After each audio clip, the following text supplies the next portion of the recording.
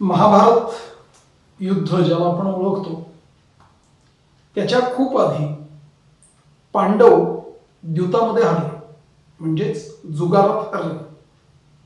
आणि त्याच्यानंतर शिक्षा म्हणून किंवा जे काही ठरलेले नियम होते त्याबद्दल पांडवांना 12 वर्ष वनवास आणि 1 वर्ष अज्ञातवासात जावं लागलं. या पूर्ण काळामध्ये द्रौपदी, पांडवांची जी पत्नी, तिनं स्वतःचे केस, पायापर्यंत लांब असणारे स्वतःचे केस एकदाही बांधले नाहीत. तुम्हाला माहित आहे का याचं कारण काय? केवळ तिचा पण होता म्हणून तिनं हे केलं की त्याच्या पाठीमागे आणखीन काही टेक्निक होतं? जाणूया आजच्या भागामध्ये. नमस्कार मित्रांनो, मी राजेश मंत्री. सक्सेस अनलिमिटेड माइंड ट्रेनिंग प्रोग्राम्सच्या या पुढच्या भागामध्ये म्हणजे 4थ्या भागामध्ये आपल्या सर्वांचं स्वागत. मित्रहो, याच्या आधीच्या भागामध्ये 2 नंबरच्या भागामध्ये मी पेन प्लेजर टेक्निक अशा प्रकारचं एक टेक्निक सांगितलं होतं, जे आधुनिक गोल सेटिंग्समध्ये वापरलं जातं, सांगितलं जातं, शिकवलं जातं. पण हे टेक्निक आजचं नाहीये, हे खूप प्राचीन टेक्निक आहे.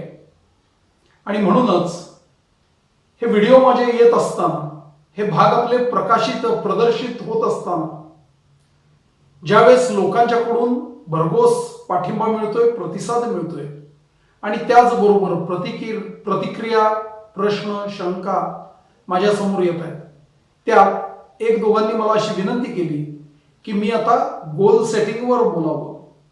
आणि त्याच वेळेस आणखीन काही जणांनी सांगितलं की पेन प्लेजर टेक्निकवर मी आणखीन प्रकाश पाडावा. आजच्या या भागामध्ये या दोन्ही गोष्टी मी एकत्रित साधण्याचा प्रयत्न करणार आहे. याचा उपयोग कोणाला होईल?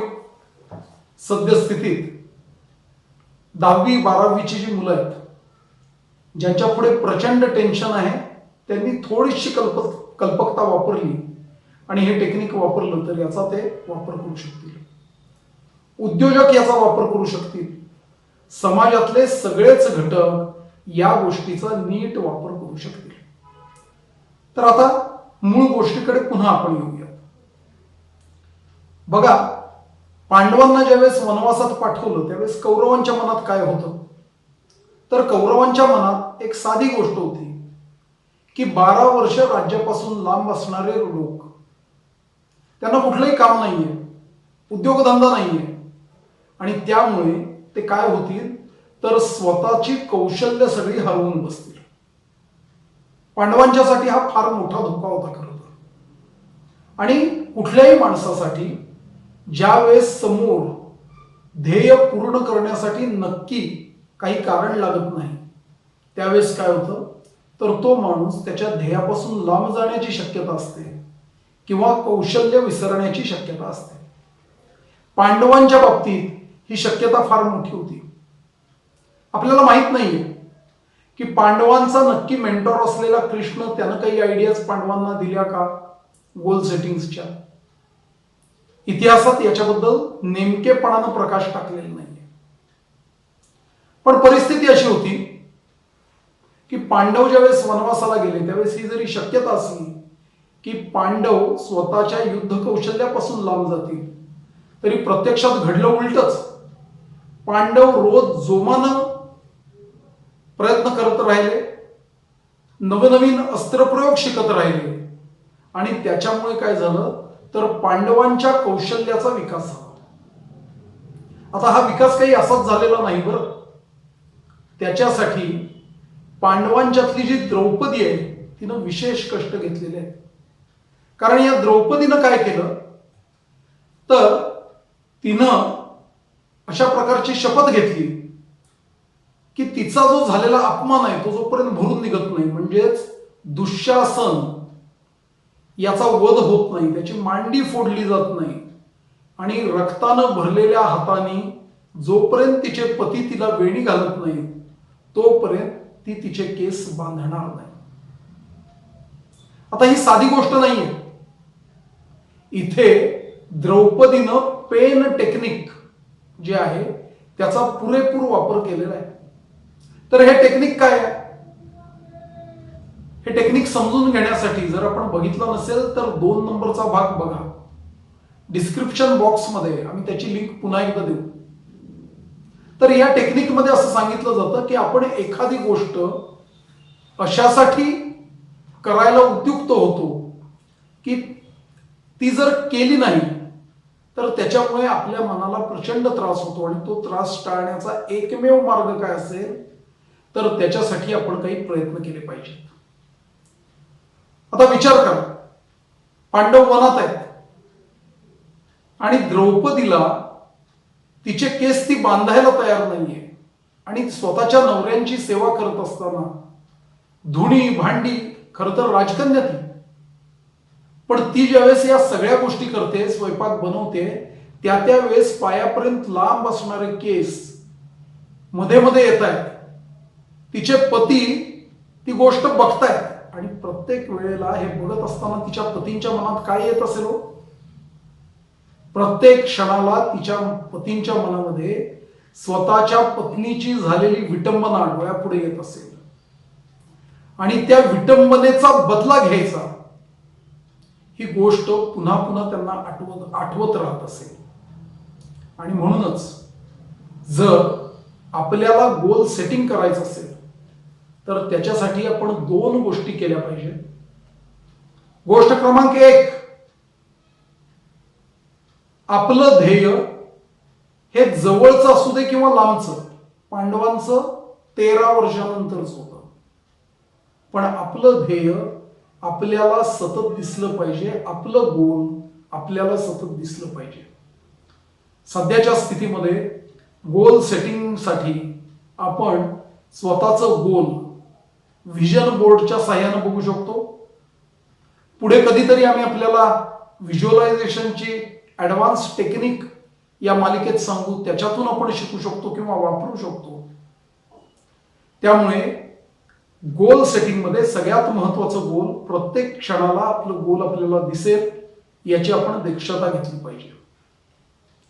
पांडवांनी वापरलेलं दुसरं टेक्निक हे आहे की पत्नीचे मोकळे केस सतत दिसल्या कारणानं पांडवांच्या मनाला वेदना होत राहिली आणि हा बदला जर घ्यायचा असेल तर स्वतः सदा अस्त्रांनी सिद्ध असलं पाहिजे. ह्या ध्येयानं ते पछाडले गेले. म्हणजेच स्वतःच्या ध्येयपूर्तीच्या दिशेनं रोज ते प्रयत्न करत राहिले, रोज एक एक पावलं जात राहिले आणि पुढे जात राहिल्या कारणानं काय झालं तर पांडव अस्त्र शस्त्रादी सगळ्या प्रकारच्या प्रयोगांमध्ये अत्यंत सिद्ध होत गेले, सामर्थ्यशाली बनत गेले. परिणाम असा झाला की 12 वर्ष राज्यापासून समाजापासून दूर असलेले पांडव तरी सुद्धा स्वतःच्या ध्येयाला चिकटून राहिले. तर बंधूंनो, आपल्याला जर का आपल्या जीवनामध्ये याच गोष्टींचा वापर करायचा असेल तर आपली ध्येय लिहून काढा, स्वतःला सतत दिसतील असं पहा. आमच्या ट्रेनिंग प्रोग्राममध्ये अनेकदा आम्ही मार्केटिंग मधले लोक असू देत, उद्योजक असू देत, काही संस्था असू देत, यांना ही ध्येय दिसण्याच्या नवीन नवीन कल्पक आयडियाज सुचवत असतो, ज्याचा लोकांना खूप फायदा होतो. आपण सुद्धा स्वतःसाठी नवीन कल्पक आयडिया शोधू शकता, त्याचा वापर करू शकता आणि स्वतःच्या गोल पूर्तीच्या दृष्टीनं, ध्येयपूर्तीच्या दिशेनं योग्य वाटचाल करू शकता. दुसरी गोष्ट जी आहे ती ही आहे की स्वतःचं गोल पूर्ण होईपर्यंत, स्वतःचं ध्येय पूर्ण होईपर्यंत कुठली तरी वेदना स्वतःच्या मनाला होईल याची आपण दक्षता घेऊ शकता. अर्थात त्याच्याऐवजी आपण प्लेजरचं टेक्निक पण वापरू शकतो. पण आज द्रौपदीचं उदाहरण देतोय तर स्वतःला वेदना होईल याचा अर्थ ही वेदना मला जर टाळायची असेल तर मला काय करावं लागेल की ते ध्येय पूर्ण करावं लागेल. अशा प्रकारचा संदेश स्वतःच्या अंतर्मनाला मिळत राहील अशी व्यवस्था करावी लागते. माझ्या माहितीतले एक मोठे यशस्वी उद्योजक आहेत, मी त्यांना अनेकदा अनवाणी फिरताना बघितलं आणि म्हणून एक दिवस मी त्यांना विचारलं की तुम्ही अनवाणी का फिरता? ते म्हटले बसा मी तुम्हाला सांगतो. आणि त्यांनी मला असं सांगितलं की कुणा महाराजांवर त्यांची भक्ती आहे आणि त्या महाराजांनी त्यांना असं सांगितलं की कुठलीही गोष्ट जर पूर्ण करायची असेल तर तू काय कर, तुझ्या आवडीची गोष्ट सोड, पण त्याच्यातली वासना पूर्ण काढून घेऊ नकोस. ज्यावेळेस इतर लोक ती गोष्टीचा वापर करत असतील, एखादी खाण्याची गोष्ट सोडली असेल तर इतर लोक खात असतील, त्या वेळेला स्वतःला सांग की मला ही गोष्ट हवी आहे, पण अमुक एक गोष्ट झाल्यानंतरच मी त्याचा उपभोग घेणार आहे. त्यांनी सांगितलं की हे जेव्हापासून मी करायला लागलो तेव्हापासून मला खूप फायदा होतो. सद्यस्थितीत मी अनवाणी फिरतो कारण मी काही गोष्टी ठरवलेल्या आहेत आणि त्या पूर्ण करायच्या असतील तर जेव्हा जेव्हा तुमच्यासारखे लोक रस्त्यानं जाताना मला विचारतात की तुम्ही अनवाणी का, त्यावेळेस मला पुन्हा पुन्हा माझ्या ध्येयाची आठवण येते. मला वाटतं आजच्या भागात सगळ्या गोष्टी स्पष्ट झालेल्या आहेत. तुम्ही खूप आवडीनं हे सारं पाहत आहात, नवीन नवीन माहिती मिळत आहे. त्यामुळे अधिक चांगली माहिती मिळण्यासाठी तुम्ही काही गोष्टी नक्की करा. पहिली गोष्ट, आपलं चॅनल सबस्क्राईब करा. तुम्हाला हा भाग आवडलेला असणारच आहे, त्यामुळे लाईक करा. त्याच्यामुळे आमचं प्रोत्साहन वाढतंय, नवीन भाग तुमच्या पुढे घेऊन यायला जास्त उत्साह मिळतोय. त्याचबरोबर आधीचे भाग जर बघितले नसतील तर बघून घ्या. तुमच्या कॉमेंट्स यूट्यूबवर टाका. प्रत्यक्ष आम्हाला तुमच्या प्रतिक्रिया कळवा. काही प्रश्न असतील तर तेही विचारा. त्याच्यामुळे पुढचे भाग अधिक चांगले होतील. आणि तुमच्या एव्हाना लक्षात आलं असेल की लोकांनी प्रश्न विचारले की त्याची उत्तरं आम्ही इथे देतो आणि त्याच्यातूनच अधिक चांगली माहिती तुम्हाला देत असतो. त्यामुळे तुम्हीही चॅनल सबस्क्राईब करा, लाईक करा, प्रतिक्रिया द्या, प्रश्न विचारा. धन्यवाद.